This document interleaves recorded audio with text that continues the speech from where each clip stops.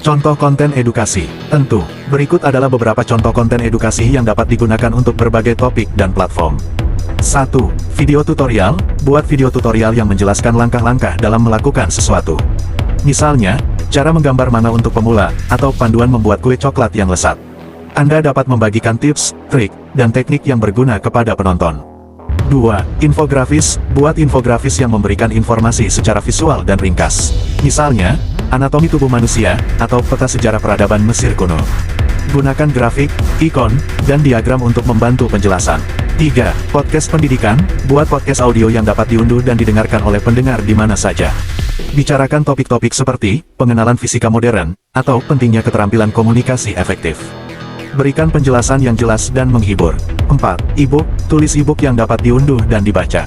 Misalnya, panduan praktis memulai bisnis online, atau kiat sukses dalam ujian nasional. Sertakan informasi yang relevan, contoh kasus, dan tips yang bermanfaat. 5. Game pendidikan. Buat game interaktif yang mengajarkan konsep-konsep penting. Misalnya, permainan matematika untuk anak-anak, atau simulasi manajemen keuangan. Pastikan game tersebut menyenangkan dan memberikan tantangan intelektual.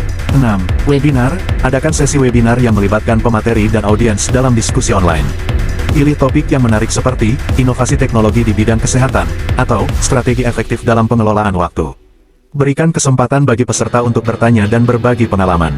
7. Blog pendidikan. Tulis artikel pendidikan yang informatif dan berguna. Misalnya, panduan memilih jurusan kuliah yang tepat, atau cara efektif mempersiapkan ujian TOEFL. Sertakan tips praktis dan panduan langkah demi langkah. 8. Meme pendidikan. Buat meme atau gambar lucu yang mengandung pesan pendidikan atau wawasan menarik. Misalnya, meme matematika yang menghibur, atau kutipan inspiratif untuk belajar.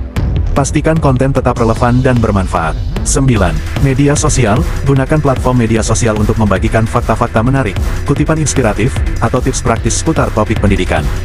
Gunakan gambar, video pendek, atau teks singkat untuk menarik perhatian audiens. 10.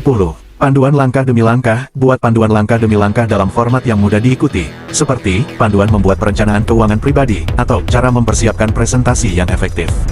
Berikan penjelasan detail dan sertakan contoh.